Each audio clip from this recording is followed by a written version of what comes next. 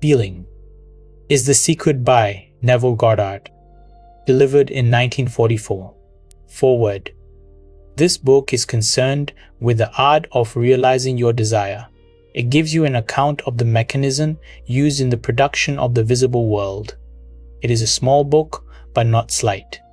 There is a treasure in it, a clearly defined road to the realization of your dreams.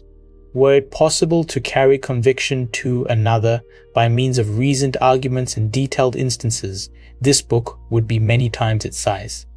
It is seldom possible, however, to do so by means of written statements or arguments, since to the suspended judgment it always seems plausible to say that the author was dishonest or deluded and, therefore, his evidence was tainted.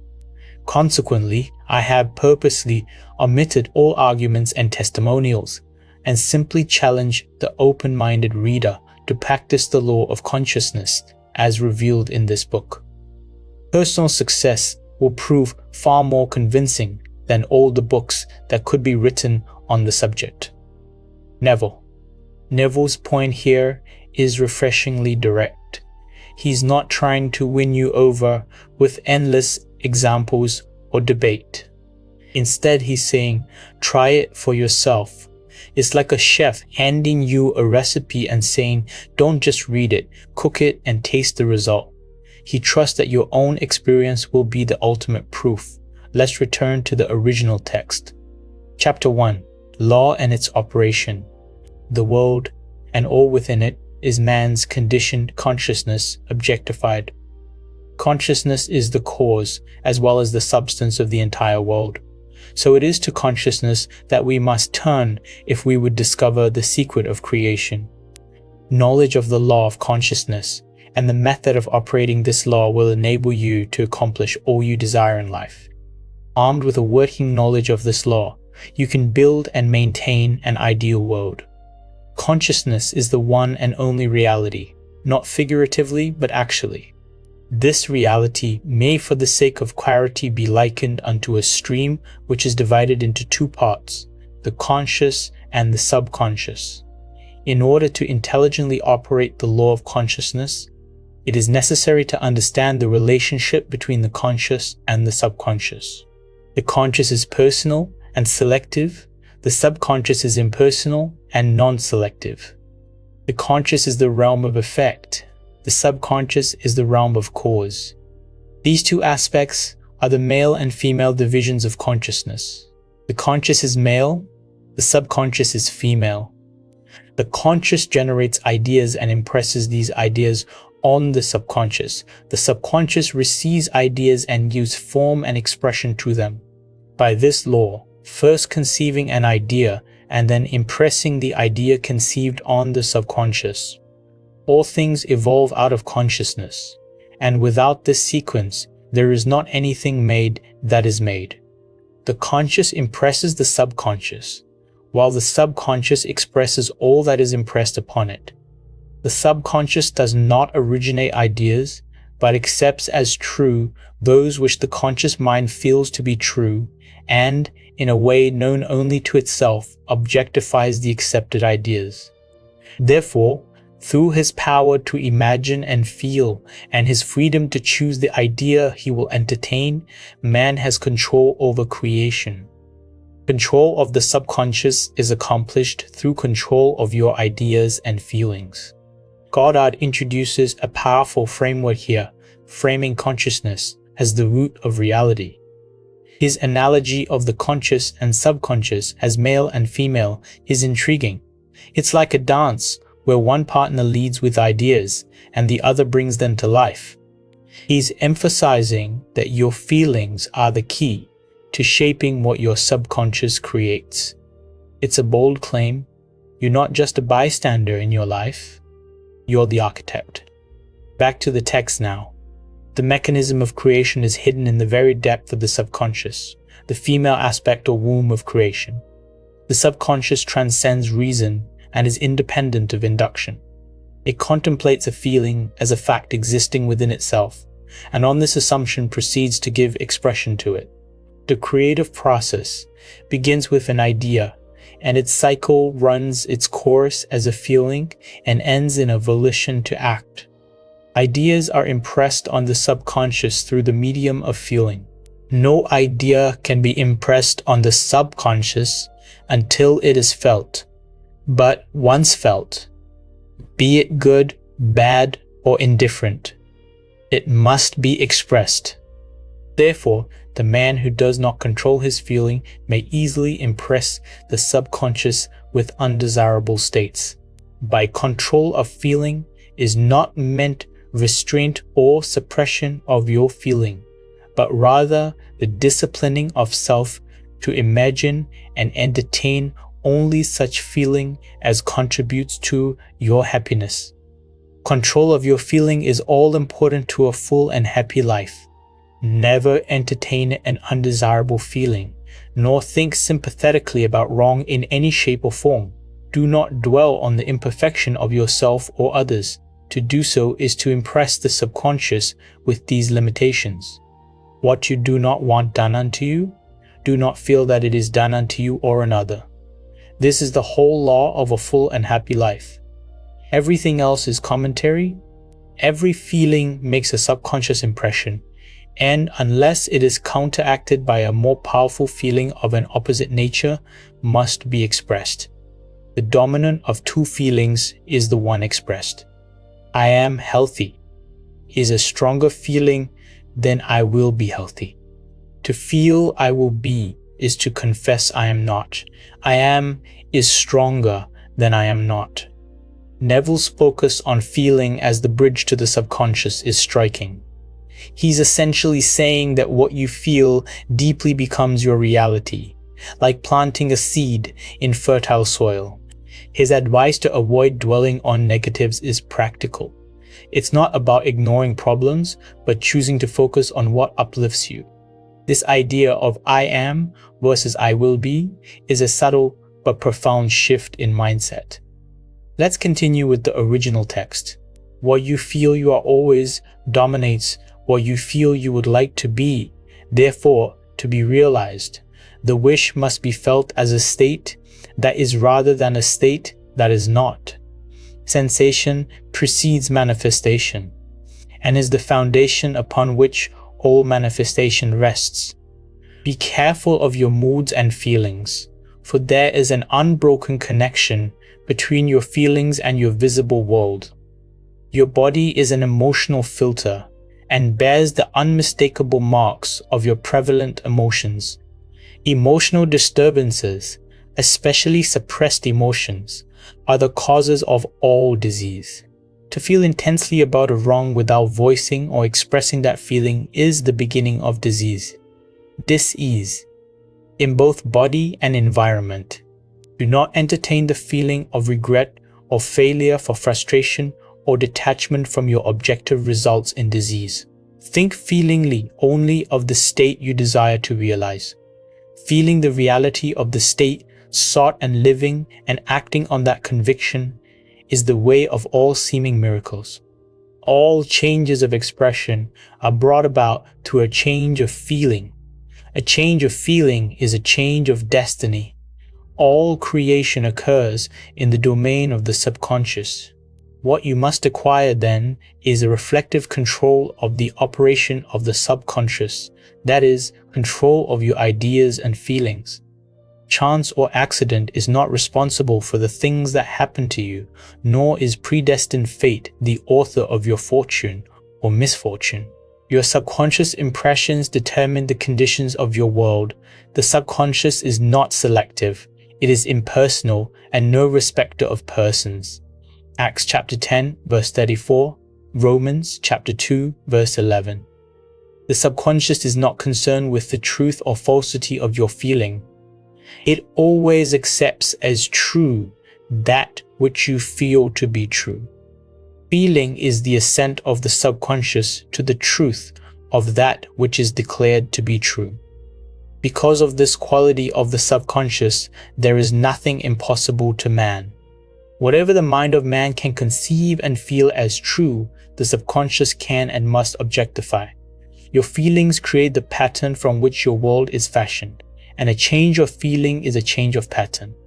the subconscious never fails to express that which has been impressed upon it.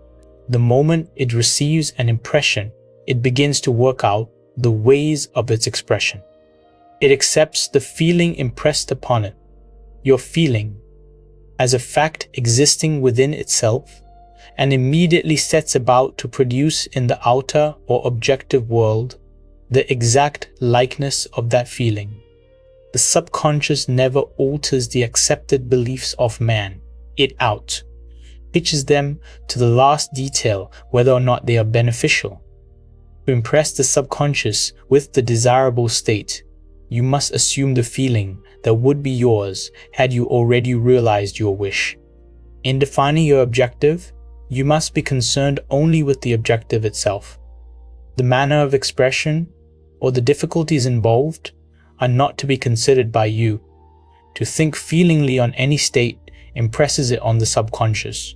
Therefore, if you dwell on difficulties, barriers, or delay, the subconscious, by its very non-selective nature, accepts the feeling of difficulties and obstacles as your request and proceeds to produce them in your outer world. Goddard's insistence that the subconscious doesn't judge your feelings, just acts on them, is a wake-up call. It's like a mirror that reflects exactly what you show it, without questioning. His point about not dwelling on obstacles is practical wisdom. Focusing on problems only amplifies them. Instead, he urges you to feel the end result as if it's already yours. This isn't wishful thinking, it's a deliberate act of creation. Now, back to the text. The subconscious is the womb of creation. It receives the idea unto itself through the feelings of man. It never changes the idea received, but always gives it form. Hence, the subconscious pictures the idea in the image and likeness of the feeling received. To feel a state as hopeless or impossible is to impress the subconscious with the idea of failure. Although the subconscious faithfully serves man, it must not be inferred that the relation is that of a servant to a master as was anciently conceived. The ancient prophets called it the slave and servant of man. Saint Paul personified it as a woman and said, the woman should be subject to man in everything. Ephesians chapter 5 verse 24, also 1 Corinthians chapter 14 verse 34, Ephesians chapter 5 verse 22, Colossians chapter 3 verse 18, 1 Peter chapter 3 verse 1. The subconscious does serve man and faithfully gives form to his feelings. However, the subconscious has a distinct distaste for compulsion and responds to persuasion rather than to command. Consequently, it resembles the beloved wife more than the servant. The husband is head of the wife. Ephesians chapter 5 verse 23 may not be true of man and woman in their earthly relationship, but it is true of the conscious and the subconscious, or the male and female aspects of consciousness. The mystery to which Paul referred when he wrote, "This is a great mystery." Ephesians chapter 5 verse 32. He that loveth his wife loveth himself. Ephesians chapter 5 verse 28. And they two shall be one flesh. Ephesians chapter 5 verse 31 is simply the mystery of consciousness. Consciousness is really one and undivided, but for creation's sake it appears to be divided into two. The conscious objective or male aspect truly is the head and dominates the subconscious, subjective or female aspect. However, this leadership is not that of the tyrant, but of the lover.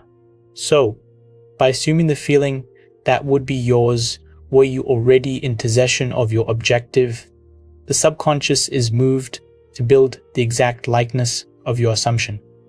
Your desires are not subconsciously accepted until you assume the feeling of their reality.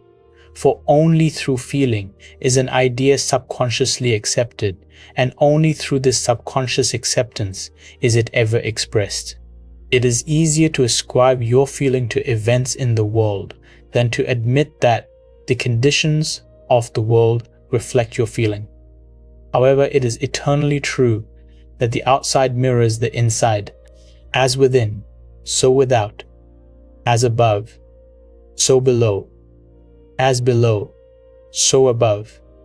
As within, so without. As without. As without, so within. Correspondence, the second of the 7 principles of Hermes Trismegistus. A man can receive nothing unless it is given him from heaven. John chapter 3, verse 27. And the kingdom of heaven is within you. Luke chapter 17, verse 24. Nothing comes from without, all things come from within, from the subconscious. It is impossible for you to see other than the contents of your consciousness. Your world in its every detail is your consciousness objectified. Objective states bear witness of subconscious impressions. A change of impression results in a change of expression. The subconscious accepts as true that which you feel as true, and because creation is the result of subconscious impressions, you, by your feeling, determine creation. You are already that which you want to be, and your refusal to believe this is the only reason you do not see it. To seek on the outside for that which you do not feel you are is to seek in vain, for we never find that which we want, we find only that which we are. In short, you express and have only that which you are conscious of being or possessing. To him that hath it is given.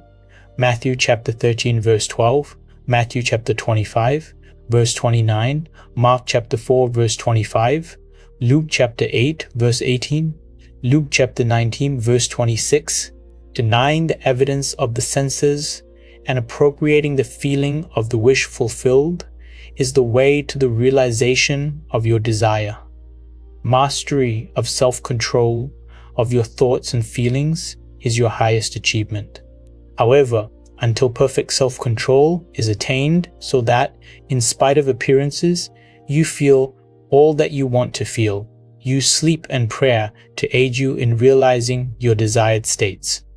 These are the 2 gateways into the subconscious. Neville's metaphor of the subconscious as a loving partner, not a servant, adds warmth to his teaching. It's like a relationship where trust and persuasion create harmony, not force. His reference to as within, so without underscores that your inner world shapes your outer reality like a projector casting images onto a screen. He's urging you to take responsibility for your feelings because they're the blueprint for your life. Let's pick up the text again. Chapter 2. Feeling is the secret. Sleep. Sleep, the life that occupies 1/3 of our stay on earth, is the natural door into the subconscious. So it is with sleep that we are now concerned. The conscious, 2/3 of our life on earth, is measured by the degree of attention we give sleep.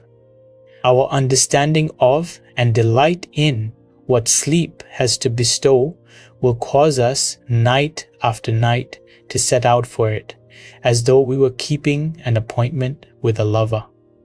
In a dream, in a vision of the night, when deep sleep falleth upon men, in slumbering upon the bed, then he openeth the ears of men and sealeth their instruction. Job. It is in sleep and in prayer, a state akin to sleep, that man enters the subconscious to make his impressions and receive his instructions. In these states, the conscious and subconscious are creatively joined. The male and female become one flesh. Sleep is the time when the male or conscious mind turns from the world of sense to seek its lover or subconscious self.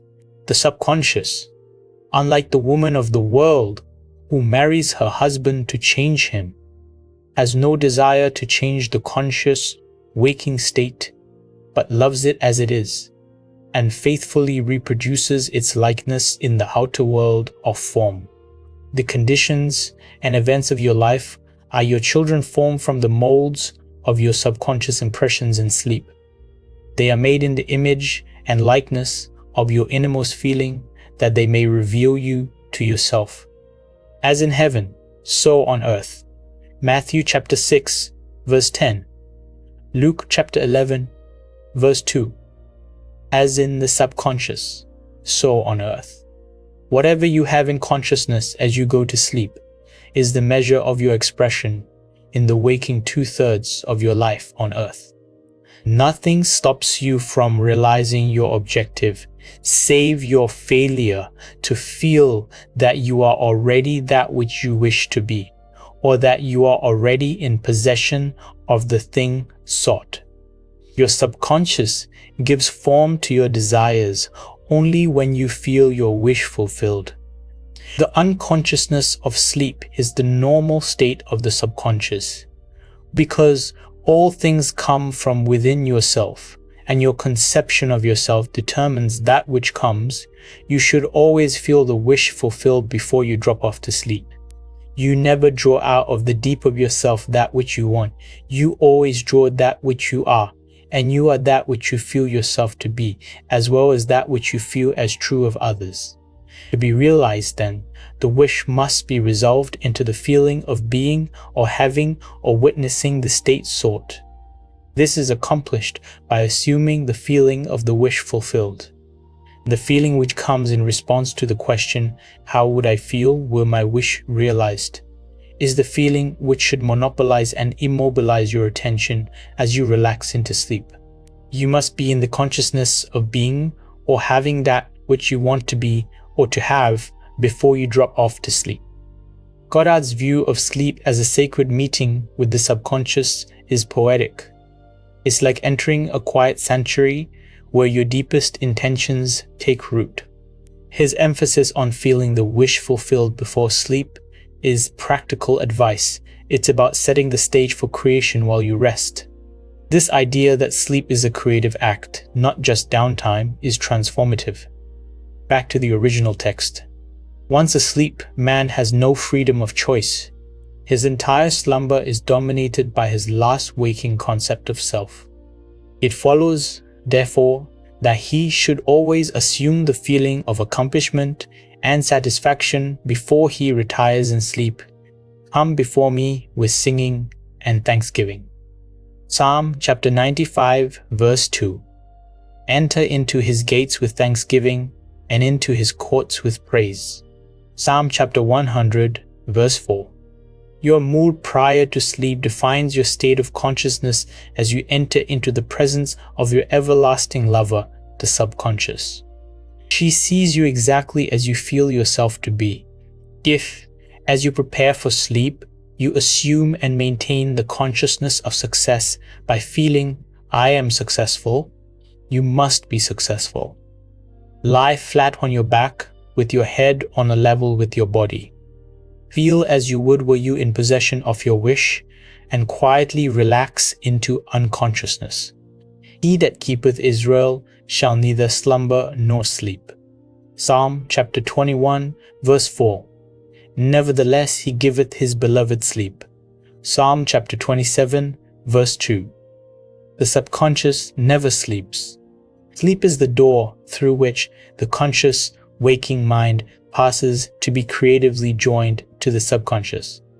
Sleep conceals the creative act, while the objective world reveals it. In sleep, man impresses the subconscious with his conception of himself. What more beautiful description of this romance of the conscious and subconscious is there than that told in the Song of Solomon? By night on my bed I sought him whom my soul loveth. Song of Solomon. Song of Solomon, chapter 3, verse 1.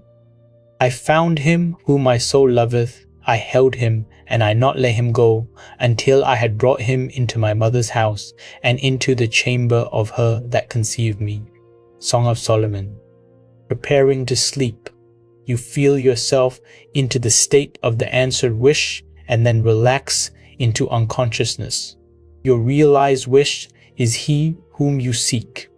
By night, on your bed, you seek the feeling of the wish fulfilled, that you may take it with you into the chamber of her that conceived you, into sleep, or the subconscious which gave you form, that this wish also may be given expression.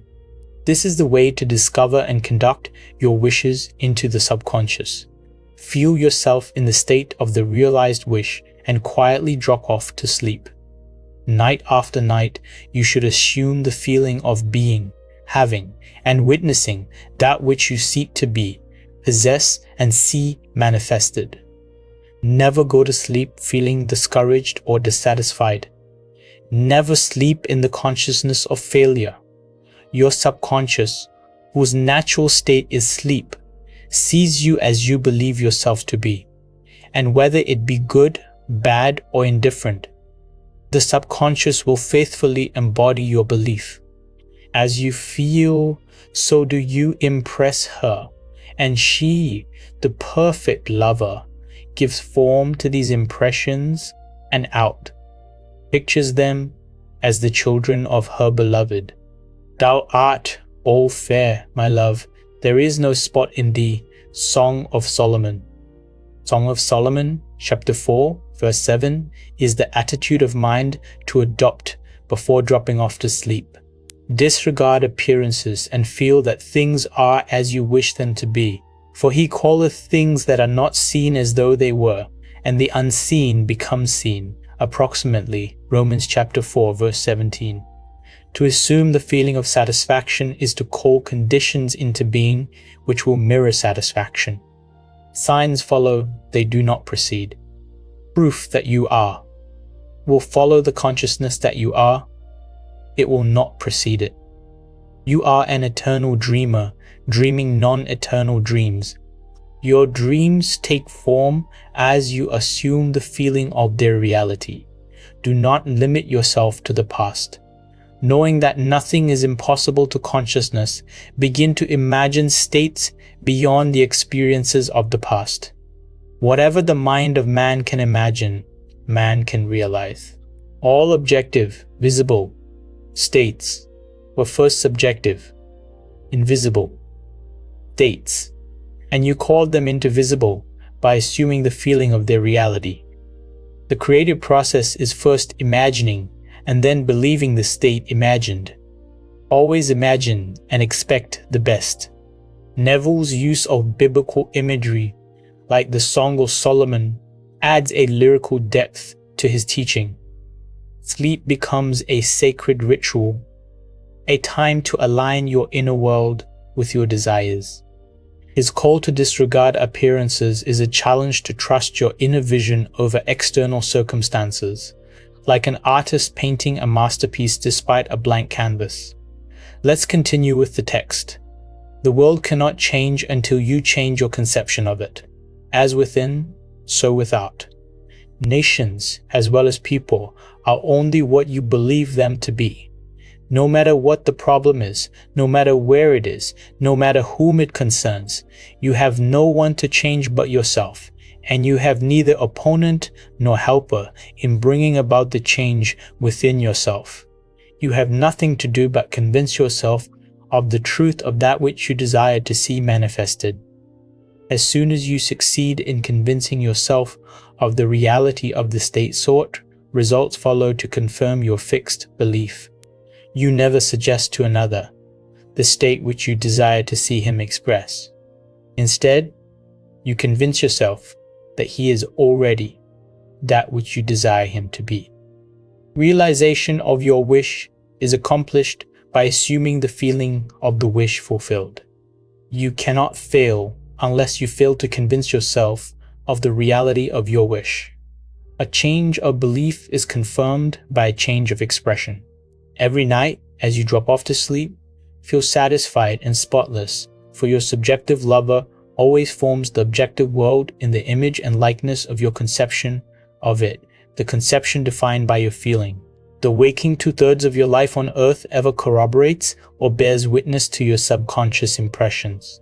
The actions and events of the day are effects, they are not causes. Free will is only freedom of choice. Choose ye this day whom ye shall serve. Joshua, chapter 24, verse 15 Miti, is your freedom to choose the kind of mood you assume, but the expression of the mood is the secret of the subconscious. The subconscious receives impressions only through the feelings of man and, in a way known only to itself, gives these impressions form and expression. The actions of man are determined by his subconscious impressions. His illusion of free will, his belief in freedom of action, is but ignorance of the causes which make him act. He thinks himself free, because he has forgotten the link between himself and the event. Man awake is under compulsion to express his subconscious impressions. If in the past he unwisely impressed himself, then let him begin to change his thought and feeling, for only as he does so will he change his world. Do not waste one moment in regret, for to think feelingly of the mistakes of the past is to reinfect yourself. Let the dead bury the dead. Matthew chapter 8, verse 22, Luke chapter 9, verse 60. Turn from appearances and assume the feeling that would be yours were you already the one you wish to be. Feeling a state produces that state. The part you play on the world stage is determined by your conception of yourself. By feeling your wish fulfilled and quietly relaxing into sleep, you cast yourself in a star role to be played on earth tomorrow, and, while asleep, you are rehearsed and instructed in your part. The acceptance of the end automatically wills the means of realization. Make no mistake about this.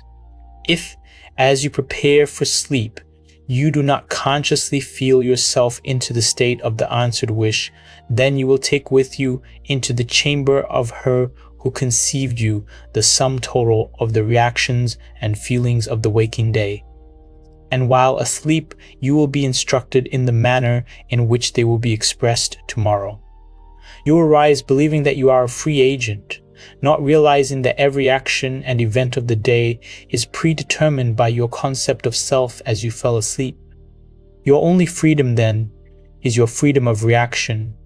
You are free to choose how you feel and react to the day's drama, but the drama, the actions, events, and circumstances of the day have already been determined. Unless you consciously and purposely define the attitude of mind with which you go to sleep, you unconsciously go to sleep in the composite attitude of mind made up of all feelings and reactions of the day. Every reaction makes a subconscious impression, and, unless counteracted by an opposite and more dominant feeling, is the cause of future action. Ideas enveloped in feeling are creative actions. Use your divine right wisely. Through your ability to think and feel, you have dominion over all creation. While you are awake, you are a gardener selecting seed for your garden, but except a corn of wheat fall into the ground and die, it abideth alone. But if it die, it bringeth forth much fruit. John chapter 12, verse 24. Your conception of yourself as you fall asleep is the seed you drop into the ground of the subconscious. Dropping off to sleep feeling satisfied and happy compels conditions and events to appear in your world which confirm these attitudes of mind. Sleep is the door into heaven. What you take in as a feeling, you bring out as a condition, action, or object in space. So sleep in the feeling of the wish fulfilled. Goddard's gardening metaphor is vivid. Your feelings are seeds, and sleep is the soil where they grow. His point about free will being limited to your choice of mood is humbling. It suggests that true power lies in how you respond, not in controlling every outcome. This idea that you are scripting tomorrow's reality by how you feel tonight is both empowering and sobering. Let's move on to the next section. Chapter 3, Feeling is the Secret. Prayer. Prayer, like sleep, is also an entrance into the subconscious. When you pray, enter into your closet, and when you have shut your door, pray to your Father which is in secret, and your Father which is in secret shall reward you openly. Matthew chapter 6, verse 6. Prayer is an illusion of sleep, which diminishes the impression of the outer world and renders the mind more receptive to suggestion from within. The mind in prayer is in a state of relaxation and receptivity. akin to the feeling attained just before dropping off to sleep. Prayer is not so much what you ask for as how you prepare for its reception. Whatsoever things ye desire, when ye pray, believe that you have received them, and ye shall have them. Mark chapter 11, verse 24. The only condition required is that you believe that your prayers are already realized. Your prayer must be answered. If you assume the feeling that would be yours, were you already in possession of your objective. The moment you accept the wish as an accomplished fact, the subconscious finds means for its realization. To pray successfully then, you must yield to the wish, that is, feel the wish fulfilled. The perfectly disciplined man is always in tune with the wish as an accomplished fact. He knows that consciousness is the one and only reality, that ideas and feelings are facts of consciousness and are as real as objects in space.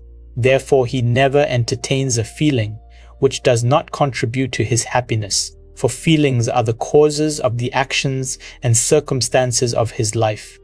On the other hand, the undisciplined man finds it difficult to believe that which is denied by the senses and usually accepts or rejects solely on appearances of the senses. Because of this tendency to rely on the evidence of the senses, it is necessary to shut them out before starting to pray, before attempting to feel that which they deny. Whenever you are in the state of mind, I should like to, but I cannot. The harder you try, the less you are able to yield to the wish. You never attract that which you want, but always attract that which you are conscious of being. Prayer is the art of assuming the feeling of being and having that which you want. When the senses confirm the absence of your wish, all conscious effort to counteract this suggestion is futile and tends to intensify the suggestion. Prayer is the art of yielding to the wish and not the forcing of the wish. Whenever your feeling is in conflict with your wish, feeling will be the victor. The dominant feeling invariably expresses itself. Prayer must be without effort. In attempting to fix an attitude of mind which is denied by the senses, effort is fatal. To yield successfully to the wish as an accomplished fact, you must create a passive state, a kind of reverie or meditative reflection similar to the feeling which precedes sleep. In such a relaxed state, the mind is turned from the objective world and easily senses the reality of a subjective state. It is a state in which you are conscious and quite able to move or open your eyes, but have no desire to do so. An easy way to create this passive state is to relax in a comfortable chair or on a bed. If on a bed, lie flat on your back with your head on a level with your body. Close the eyes and imagine that you are sleepy. Feel, I am sleepy, so very sleepy. Neville's view of prayer as a state of feeling, not just asking, reframes it entirely. It's like tuning a radio to the frequency of your desire, trusting the signal is already broadcasting. His practical tip about creating a passive state is accessible. Anyone can lie down, relax, and imagine. This makes prayer less about words and more about embodying the outcome. Let's return to the text. In a little while, a faraway feeling, accompanied by a general lassitude and loss of all desire to move, envelops you. You feel a pleasant, comfortable rest and not inclined to alter your position, although under other circumstances you would not be at all comfortable. When this passive state is reached, imagine that you have realized your wish, not how it was realized, but simply the wish fulfilled. Imagine in picture form what you desire to achieve in life, then feel yourself as having already achieved it. Thoughts produce tiny little speech movements, which may be heard in the passive state of prayer as pronouncements from without. However, this degree of passivity is not essential to the realization of your prayers. All that is necessary is to create a passive state and feel the wish fulfilled. All you can possibly need or desire is already yours. You need no helper to give it to you. It is yours now. Call your desires into being by imagining and feeling your wish fulfilled. As the end is accepted, you become totally indifferent as to possible failure, for acceptance of the end wills the means to that end. When you emerge from the moment of prayer, it is as though you were shown the happy and successful end of a play, although you were not shown how that end was achieved. However, having witnessed the end, regardless of any anticlimactic sequence, you remain calm and secure in the knowledge that the end has been perfectly defined. Goddard's approach to prayer is empowering. You don't need to beg or plead. You just need to feel the reality of your desire. His analogy of seeing the end of a play is spot on. It's about trusting the outcome without obsessing over the script. This confidence in the subconscious process is liberating. Back to the original text. Chapter 4, Feeling, is the secret spirit feeling, not by might, nor by power, but by my spirit, saith the Lord of hosts. Zechariah chapter 4, verse 6.